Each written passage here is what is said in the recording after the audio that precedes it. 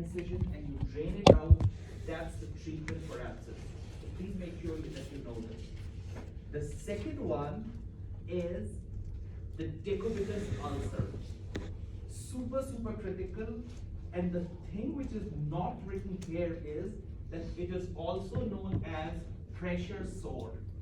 So please make sure that you identify decubitus ulcer with the name pressure sore, because your medical language lab has used another term for this, which is not for some reason given in your book. So please make sure, I know that if you read the definition, it says inflammation, sore, or skin deterioration caused by prolonged pressure from lying in one position. So if the patient is lying in one position for a long time, it's due to pressure that this sore develops. So that ulcer is known as decubitus ulcer, but you should be able to identify this with the name of pressure sore.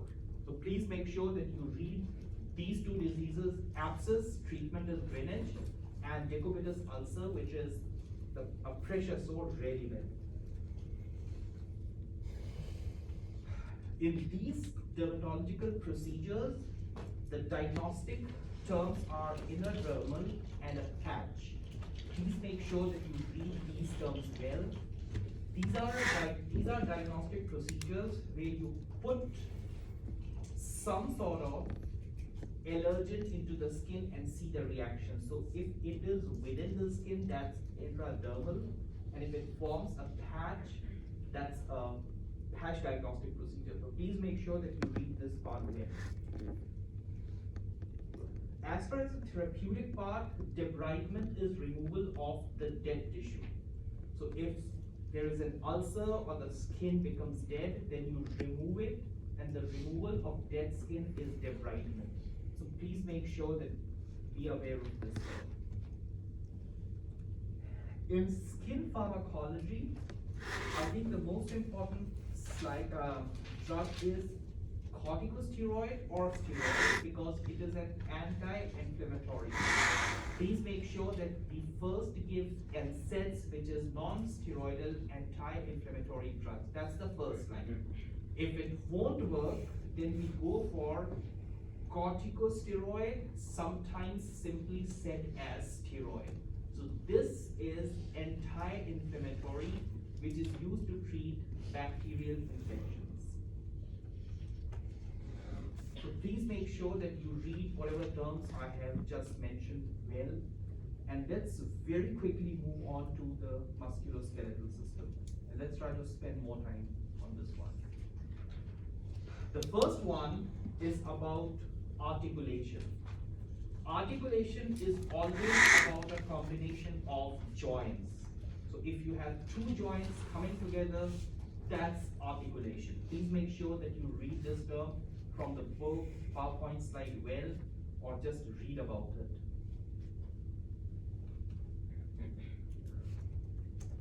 Now, in this slide where you'll see this axial skeleton, please make sure that you make a difference between the axial and the appendicular. So these are two parts of the skeleton. The part which is shown in tan color or sort of orange color is about the axis, where it includes the vertebra, the ribs, and the skull. So that forms the axial skeleton. And the parts which are supporting that axis are the appendages. So these are the supporting part, and that includes the limbs, the bones of the upper limb, the lower limb, and the pelvic girdle that includes the hip bone and the coccyx. So please make sure that skeleton has two parts, the axial and the appendicular one.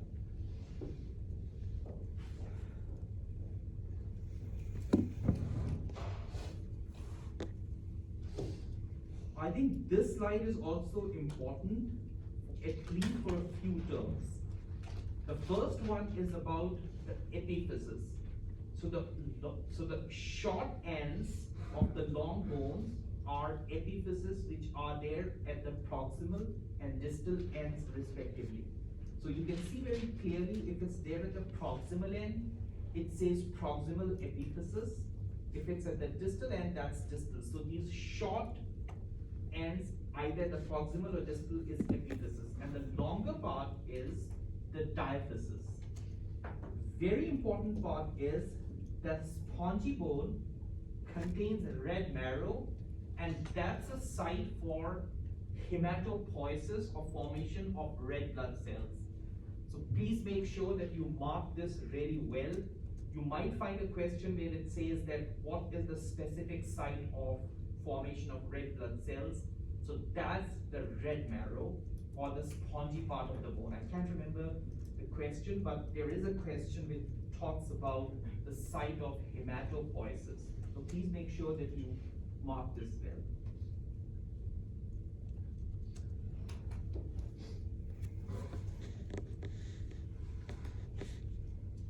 Please make sure that you read the skeleton very, very, very well. You might have a lot of questions from this, and I think a succinct explanation about the skeleton in the video. And that's the first video. Yeah, I think that's the first video of musculoskeletal system. And that's the only video I think of musculoskeletal system. So please make sure that you know that these structures form the ribs, which forms a sort of protective cage for the organs in the thorax, the heart and the lungs. So ribs are a sort of protective cage.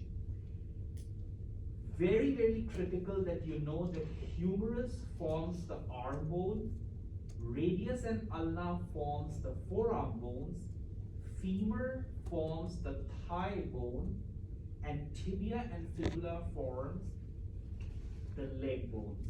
Please make sure that you should know, because at least by the end of this class, everyone is expected to know at least the critical bones which forms the axial and the appendicular skeleton.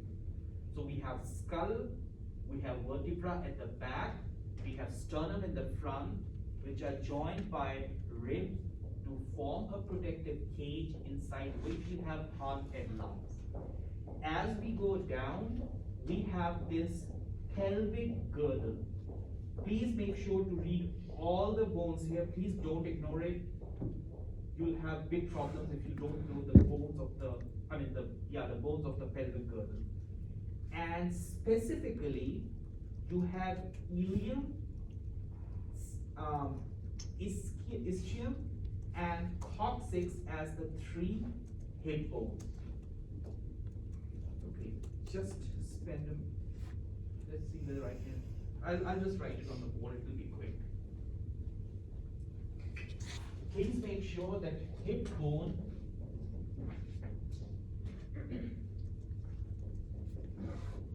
is formed by ilium,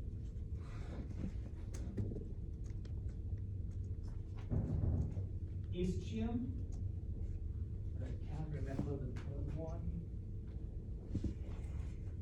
and the pubis.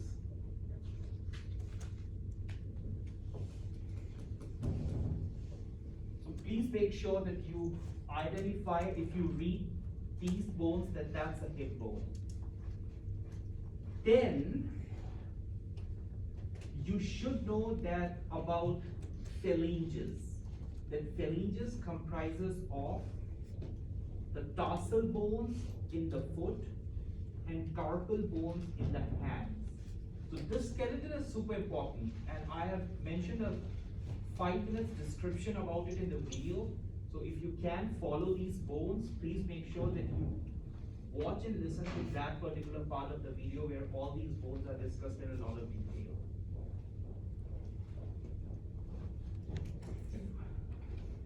And this last slide, please make a star or mark it, because you need to know facial bones, these two diagrams, for your short essay questions. So please make sure that you identify this, that the bones which are there on the nose are nasal bones, lateral to it are lacrimal bones, then the cheek bone is the zygomatic one, then this division between this nasal cavity is the vomer, this bone which is below the zygomatic one is maxillary or maxilla, and the jawbone is mandibular.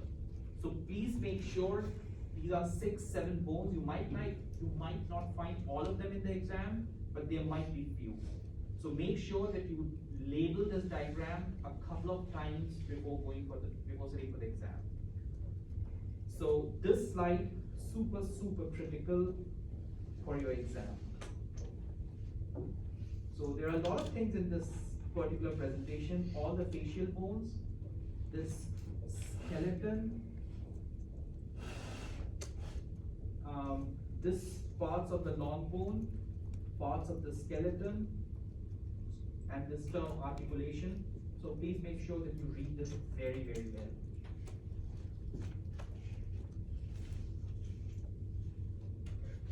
Okay, let's quickly move on to this thoracic cavity.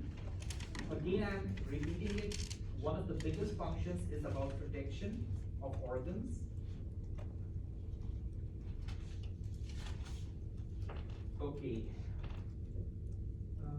Inflammation of ribs and cartilage is osteochondritis. You might find this term somewhere.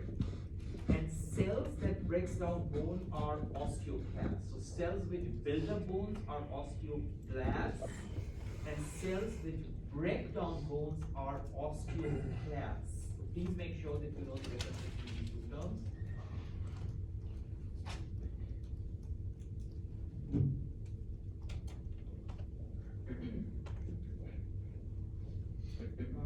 I think visual examination of joint is arthroscopy. You guys are aware of this term.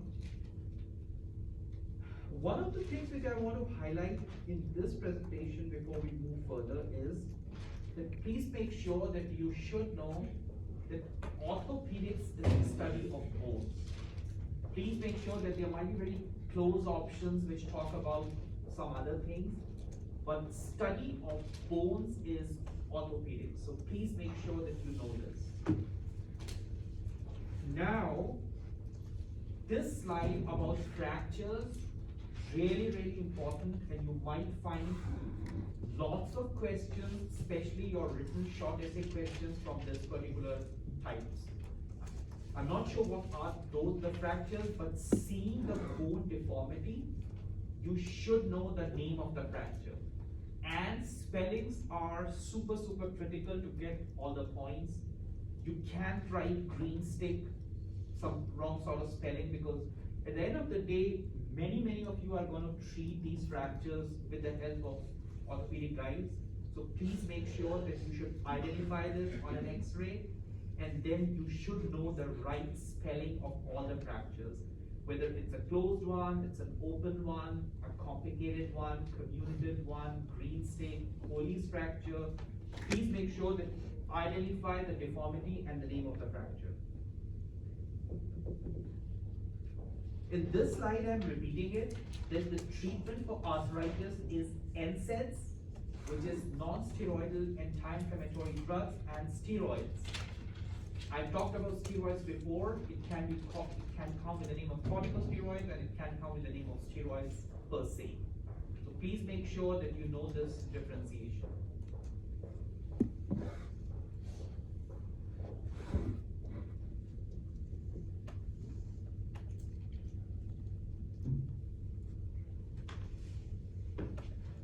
This slide, especially all these three diseases, please make sure that you read about all three of them. Whether it's a bunion of great toe, carpal tunnel syndrome, which is compression of median nerve in the carpal tunnel in our hand, that's carpal tunnel syndrome, and this ganglion cyst present on the wrist. So please make sure that cyst is a fluid-filled sac, and if it's present at the wrist joint, specifically at around the radius or the area where the radius unites with the carpal bones, the scaphoid, that particular disease or cyst is ganglion cyst. Again, this slide, just like the last slide, super critical. Gout, inflammation of joint because of accumulation of uric acid crystals is gouts. So you should know that it might be the uric acid crystals which accumulate, causes inflammation of joints or arthritis. This arthritis can be gouty arthritis, so please make sure that you know this term very, very well, gout. Similarly, osteomyelitis is infection of bone, and this specifically, these terms which is related to pus formation and formation of dead part of the bone, which is sequestrum. That is super important. So please make sure that you should identify that dead bone is sequestrum, and it's a consequence of osteomyelitis. Please don't confuse it with osteoarthritis. Arthritis is inflammation of joint. Osteomyelitis is infection of bone or medullary cavity of the bone specifically. This spine curvature I've talked about in the class innumerable times. For your short essays, please make sure that you know these terms along with the spelling. That if it's a backward bend or a bow-like deformity, that's scoliosis. If it's a lateral bend, that's kyphosis. And if it's a abnormal bend in the lower half of lumbar or coccyx region, that's lordosis. So depending upon the spine curvature, you should be able to identify the spine deformity. Again, because a lot of people are going to join the OT and the PT courses, so I just want to make sure that you know a lot about bones, all the terminologies, lot of fractures, lot of terms which are related to spine deformities very, very well.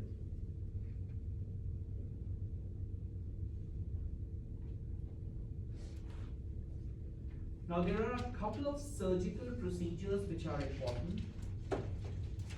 I told you that we have talked about amputation, which is removal.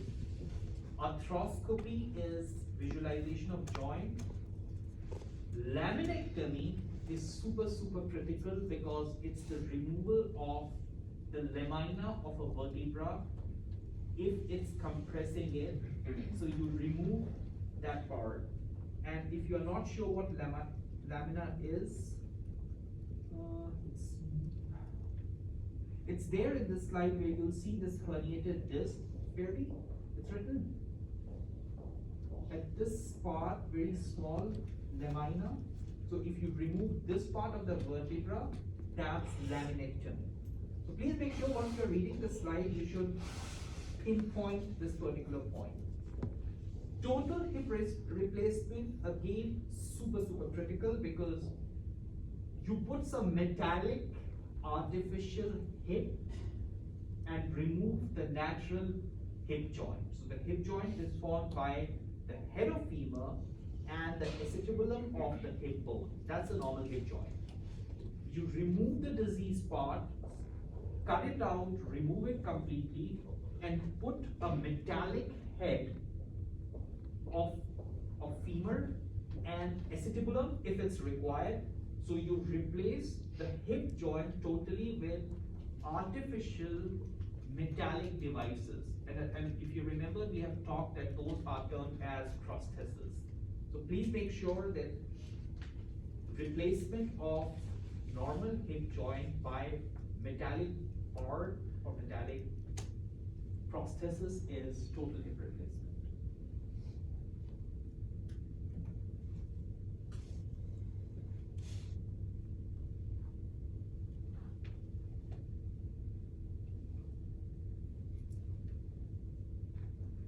One of the terms which I can't find in these slides for some reason is rheumatoid arthritis.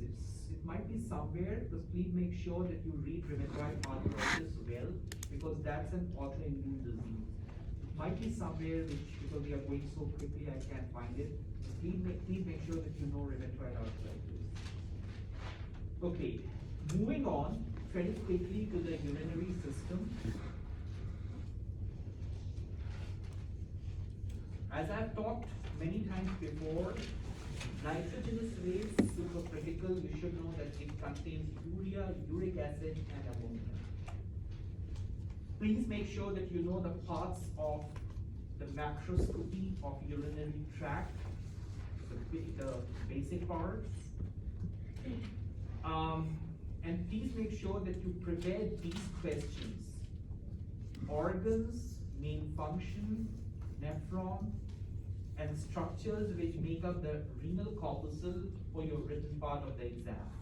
And please make sure to reproduce them well with the right spelling and the right expected punctuation and all that stuff. It should be a complete answer, it shouldn't be some irrational words. Because you should know that the 4 organs which forms the microscopy of the urinary system are kidney, kidney, ureters, bladder, and urethra. And the function is to remove toxic products from the blood.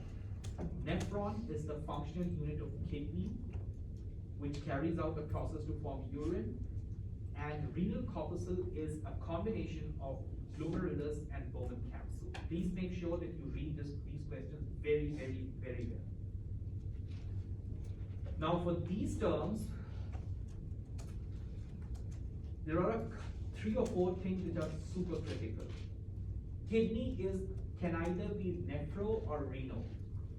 I know I've talked about it very many times, but just to make sure that everybody knows that. Bladder, again, I've emphasized enough, it can be cysto or vesico, depending upon the use. And don't forget the inflammation part. Inflammation of bladder is cystitis, and don't get confused it with any cyst. If you remember that ganglioma is a cyst on the wrist joint, that's a different cyst than a fluid-filled sac. And here, inflammation of bladder is cystitis. Please make sure that urethra is urethral, and if we make an opening and we talk about meatus or meato, that's about the urethral opening. Many, many times, because we do a lot of procedures, all those urethroscopy, many times, if you put a catheter for the bladder, in cases of to maintain urination, because of any stone or any surgical procedure or any stricture, we go via urethra. So there is an opening, and that opening is termed as meato. So if you listen to this term, meatus, meato, opening, that pertains to urethra.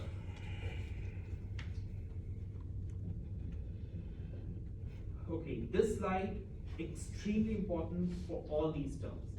Pus is pyro, and I've talked about that scanty or less urine is oligouria, high urine is polyuria. Potassium is kalemia.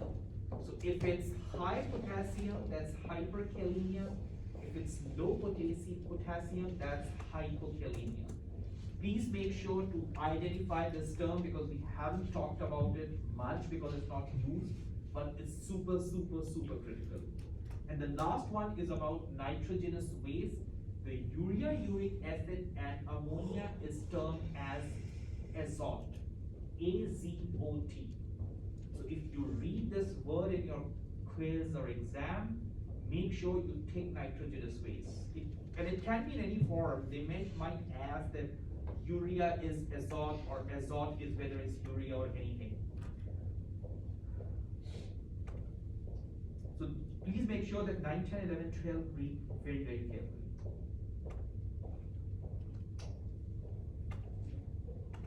Now there are a couple of terms here. The first one is crushing of stone is lithotripsy. We have talked about this surgical procedure, so please make sure that you nail it well. Inflammation of glomerulus and kidney is glomerulonephritis. You might find questions on glomerulonephritis. Again, we have talked about it, but I'm just reiterating it.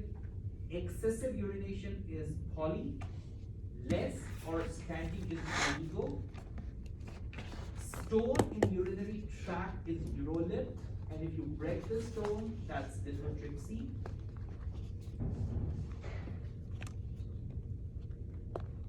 And pretty quickly move on to our last slide.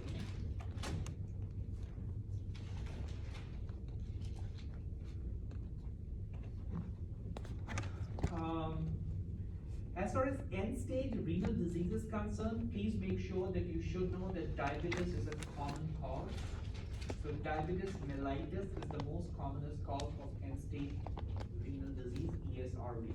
You might not find end-stage renal disease written in whole, so ESRD might be there. So forget that end-stage renal disease is ESRD. And DM is the most common cause, and I'm repeating it because it's not written in your slides. So please make sure that in your notes, just type it or write it with a pen.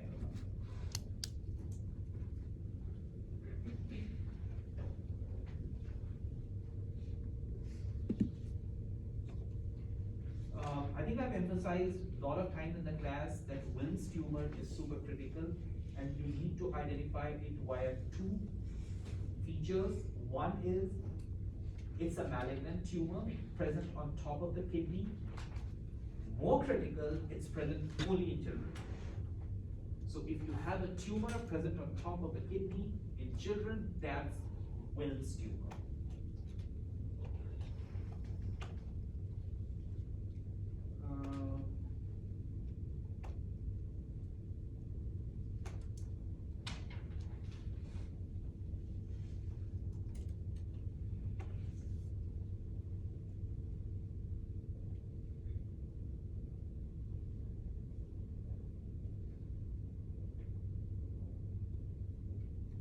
In one of the previous slides, I think I skipped this glomerulonephritis. So please make sure that you read. This is in the previous presentation. So once we start discussing about neurology and nephrology, the first one was glomerulonephritis. So please make sure that you read this slide as a whole well, because it's inflammation of glomerular membrane. And the biggest feature is that the nephrons will become permeable. That is, it starts filtering the urea and the albumin. So you will find proteins in the urine, so the membrane becomes leaky. If you read a lot about glomerulonephritis, that's very easy to pick. But because you guys are just aware about the definition, so I just thought to emphasize that a leaky membrane and inflammation of glomerulus is glomerulonephritis if you want to pick a couple of features. And you have proteinuria because of the leaky membrane, you have blood present in it, that is hematuria, and you have bacteria present in it, which is bacteriuria. So make sure that you read this slide well. If you want to know more, just refer back to your textbook. But please come after reading glomerulonephritis.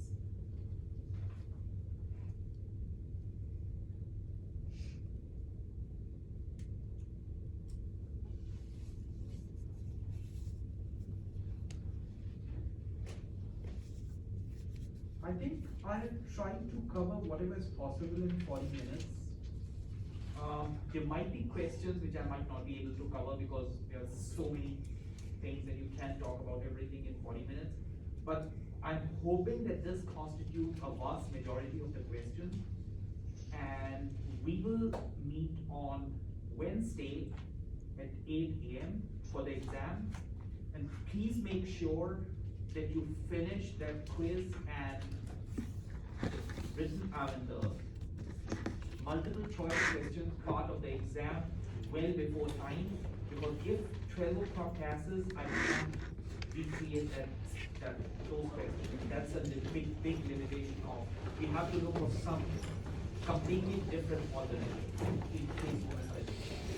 Just like last time, be there in the class, type your answers, submit it, go back, answer all those questions. It will be good for the second module, and we'll be able to top of our course. Yeah, that's all I have for now. Just please sign your addendum before you